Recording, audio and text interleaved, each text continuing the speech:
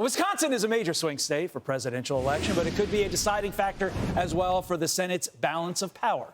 A new report previously saying that the state was leaning towards re-electing Democrat Senator Tammy Baldwin, now calling the race a toss-up.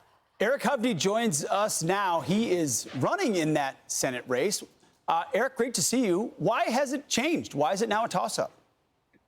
Well, first of all, good morning. And man, it sounds like they're having quite a party out at BYU. We should all be there. But look, as it pertains to my race, it's all the polls show it's now, 50-50, 51-49 or vice versa. So I really think it comes down to a couple basic things.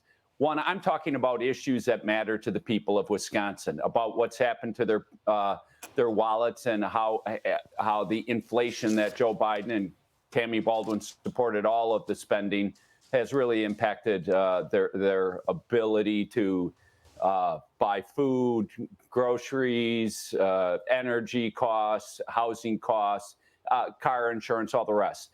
The open border.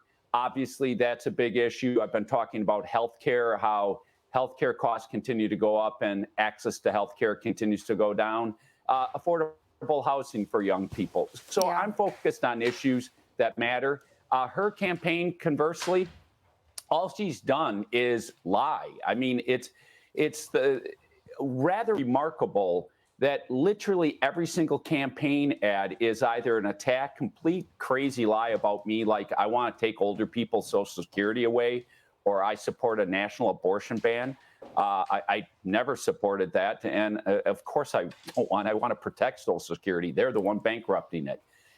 So I think people are seeing through her whole campaign. So I think those are the two reasons. And lastly, I'm out there every single day talking to people, giving speeches, doing interviews. She's like Kamala Harris. I mean, she barely gets interviewed. She barely does any events.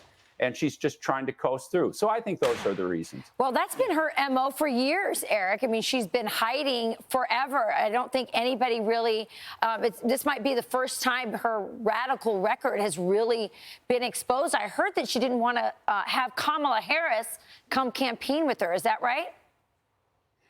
I think that may be the case. Remember, she said that Joe Biden was the most successful president of her lifetime a week before he blows up in the debate, and then she runs from supporting him, and then she fully embraces Kamala Harris, and now she doesn't want to be seen around with her.